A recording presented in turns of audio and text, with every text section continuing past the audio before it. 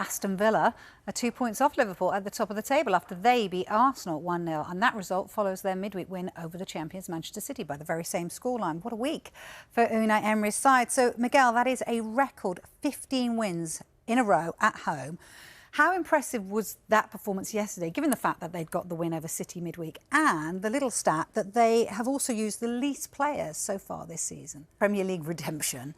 Is he getting it in abundance right now? Yeah, completely. And I suppose there's... And obviously the captain and goal scorer yesterday say that it does take time for Unai Emery's point to get across in terms of what he wants, his methods.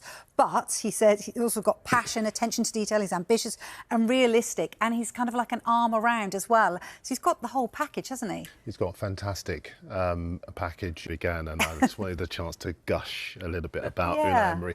But not just gush for players that were cast-offs from other clubs and wins the Europa League and then gets to the semi-final of the Champions League. This is a guy with a seriously good pedigree. So what he's doing at Villa, I know lots of people say, well, it's too soon. But if you look at his body of work, you kind of think to yourself, well, there is everything to suggest that he can see this through, whether it's in terms of winning a cup competition or getting them into the Champions League, or, dare I say it, because a lot of people say, well, they're not title contenders, but they've beaten City. They've beaten... The one thing I'd say in a title race, I suppose, and this comes to the point about the 11 he's used, is, and like, OK, there was a... And if not, then there's a potential opening. I mean, I suppose maybe everyone's still, and we'll get onto this later, but everyone's still waiting for City to just finally put a run together. But if they don't, then suddenly we're into uncharted territory a little bit for the last few years. They seem to do it over the final furlong, don't they? Yeah. They just say, we'll have to wait and see. You all say they do. Anyway, let's get to Arsenal then. What happened to them? Did the decisions go against them, do you feel, Darren? Yeah, there is a feeling. I know you feel very strongly that their goal should have stood. Well, I'm wavering a little bit on that now, I have to say. Yeah, after coffee, he's kind of changed his mind. Yeah, we'll get back to that. But just...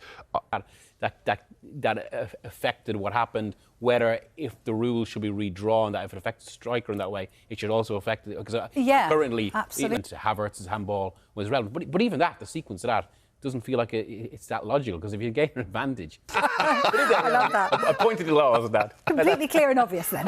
yeah. Exactly what you think. I mean, I think the rule, though, is certainly something that Jamie Redknapp discussed. It's actually ridiculous. Like, UEFA have spoken about how, like, do we understand the handball law? No. And I suppose this is one of the issues that VAR has created, where because we can because we can view the game in more minute detail in real time, it actually just makes laws a necessity for laws to be more complicated. Yes, rather than keep them clear and obvious. Yeah.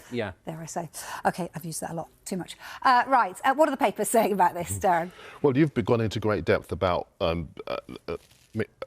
Unai Emery, forgive me. So we kind of get a pretty good idea of what your piece in The Independent today says. So I'm going to go to The Telegraph instead. Wonder, and whether I'm opening a can of worms here, but after the match, whether there's a little bit of leeway in terms of what a manager might say straight after a match than a reflective piece, perhaps in the press conference, because sometimes they want to talk openly and honest, and they're kind of prevented that because they know they might bring the game into disrepute. I'm not asking them to slate people openly, but it might be nice to think that there might be a little bit of give and take in that. Well, absolutely. This is exactly my point.